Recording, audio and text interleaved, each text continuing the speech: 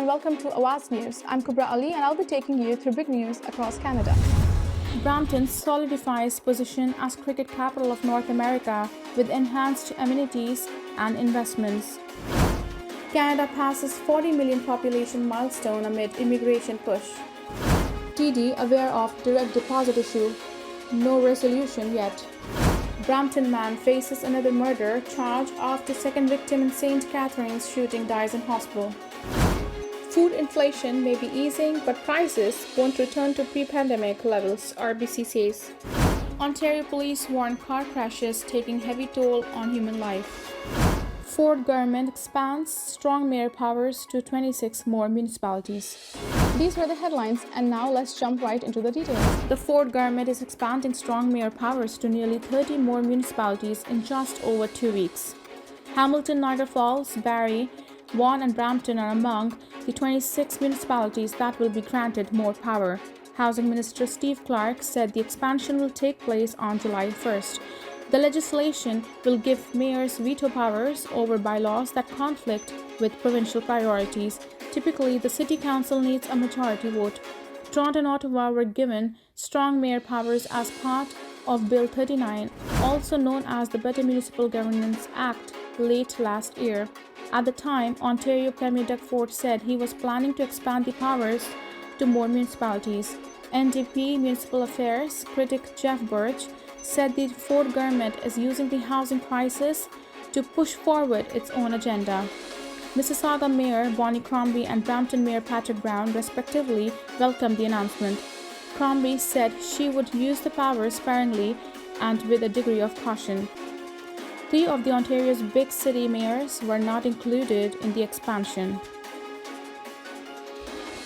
Here is the list of municipalities getting strong mayor powers: Ajax, Barrie, Brampton, Brantford, Burlington, Caledon, Cambridge, Carrington, Guelph, Hamilton, Kingston, Kitchener, London, Markham, Milton, Mississauga, Niagara Falls, Oakville, Oshawa, Pickering, Richmond Hill, St. Catharines, Vaughan, Waterloo, Whitby, Windsor. Some TD customers are taking to social media after not receiving their paychecks as usual.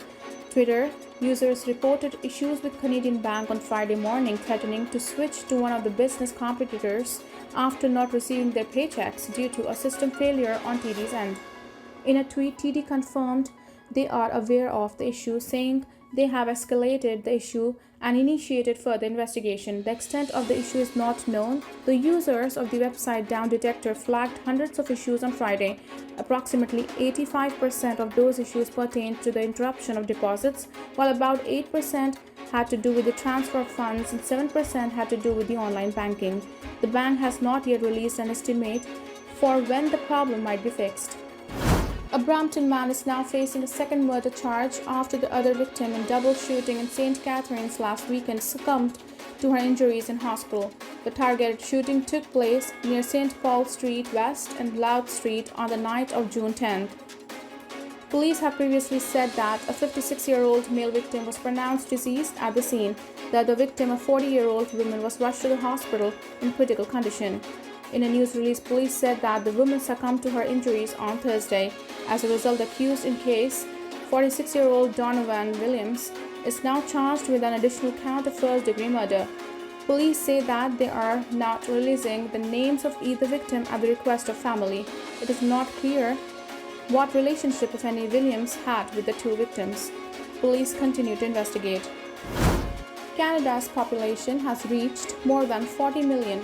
Statistics Canada said the milestone comes amid a wave of new immigrants as part of Ottawa's promise to bring in 500,000 people a year by 2025. The 40 million mark came faster than expected, Statistics Canada said, as the country added 1.1 million people in 2022, most of them permanent and temporary immigrants. That's more than twice the federal government's plan to welcome more than 430,000 new permanent residents last year. Last year was the first year Canada's population grew by more than 1 million people in a 12-month period, Statistics Canada said, with 95.9% of the growth through international migration. Canada's population passed 30 million in 1997, also amid increasing immigration levels. By comparison, the U.S. population is around 335 million. Statistics Canada said that if current immigration levels remain, Canada's population could hit 15 million in 2 decades, and by 2041, 2 in 5 Canadians could be born abroad. Ontario is Canada's most populous province with almost 15.6 million people, while Quebec comes a distant second at 8.8 million. A new report from RBC says the cost of filling a grocery cart is finally stabilizing, but don't expect food prices to go back to pre-pandemic levels. The report released this week says the main drivers of food inflation, such as global supply chain issues and transportation costs, have eased, but prices won't drop anytime soon. RBC says food prices have soared by 18% over the past 2 years, adding to the strain on Canadian household budgets amid rising interest rates. Supply chain bottlenecks, shipping costs, and volatile prices of raw food commodities such as wheat and oils have stabilized, and concerns about the impact of geopolitical strife, mainly the war in Ukraine, have eased. But RBC warns that drought and other extreme weather events are becoming more frequent and could meaningfully limit farm production, which would affect the food supply chain. The report points to shrinking livestock herd sizes in Canada and the United States as an example, after recent droughts forced some meat producers to sell off or slaughter cattle in large numbers. The RBC report also says labor shortage issues, exacerbated by an aging population and wage growth, will keep food prices elevated. The report says Canadians have been paying more for less food since early 2021 and has lower demand for pricier food items. 6 months into 2023, and the Ontario Provincial Police say there's already been 136 fatal collisions on roads across the province that have left 150 people dead. The force said the first part of this month revealed a particularly concerning trend after officers responded to 15 fatal collisions from June 1st to 11th, which left 18 people dead. Over the same 11-day period in 2022, only 4 fatal collisions were reported with as many deaths. The time last year, there were actually fewer fatal crashes on the road at 1 in 3, in which 125 people were killed. However, that year ended with 359 fatalities on roads patrolled by the OPP, the highest number in 16 years. Speeding, careless driving, driver inattention, driver fatigue, alcohol, drug consumption, and lack of seatbelt using are among the dangerous driving behaviors the OPP says are behind the staggering numbers the last two years. Officials are reminding motorists to always obey traffic laws and never take risks of any kind when on the road. Brampton City Council is making significant strides to solidify its position as the cricket capital of North America. Recently, the council passed a motion to enhance cricket infrastructure, demonstrating its commitment to the sport's growth and development. Cricket has become Canada's fastest growing sport, gaining immense popularity and becoming the highest viewed sport in the country. Local non-profit leagues such as the Brampton Cricket League and the Brampton Etobicoke District Cricket League have played a vital role in generating support and interest. To meet the growing demand for cricket amenities, Brampton has increased its investments. Over the past 3 years, the city has invested over $2 million in more than 20 enhancements to cricket facilities. Looking ahead, an additional $7 million has been allocated for future projects. Immediate improvements for this season include the installation of shade structures serving as dugouts for players and the addition of a 4-lane cricket batting cage. These enhancements aim to provide the community with more opportunities to enjoy the game and train world-class players. Brampton is also proud to announce its sponsorship of the upcoming 2023 Global T20 Cricket Tournament, scheduled to take place from July 20th to August 6th. The tournament will be held at Brampton Sports Park and the CAA Centre Sports and Entertainment Complex, attracting national and international audiences. As the demand for cricket continues to soar, Brampton remains dedicated to creating additional opportunities and improving its facilities to cement its position as the cricket capital of North America. That's all for now from Brampton.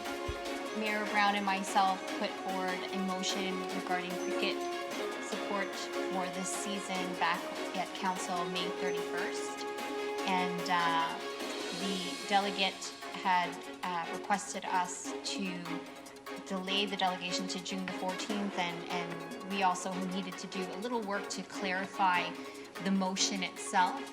And over the past couple of weeks, the mayor and myself have been in communication with members from the cricket community seeking clarification on the motion, but also to set some realistic expectations on what is achievable in this season and how things could get paid for.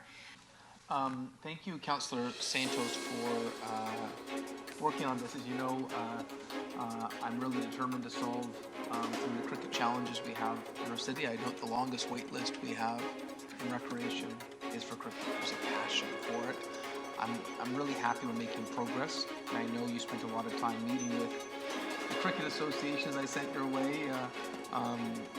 If one ever loses some hair, she's going to blame me for sending her lots of complicated recreational issues.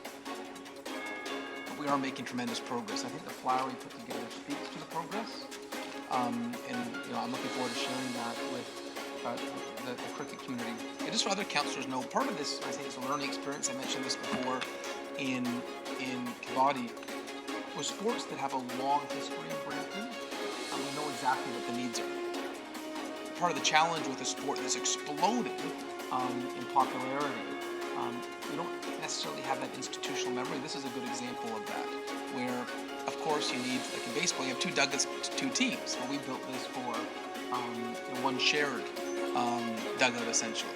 And so we're going to get this right. And as much as we have these learning pains, one thing that I continue to be impressed with is that you talk to any cricket player. Thank you for tuning in. I'm Kubra Ali. I'll see you back tomorrow, same time, same channel. Have a good night.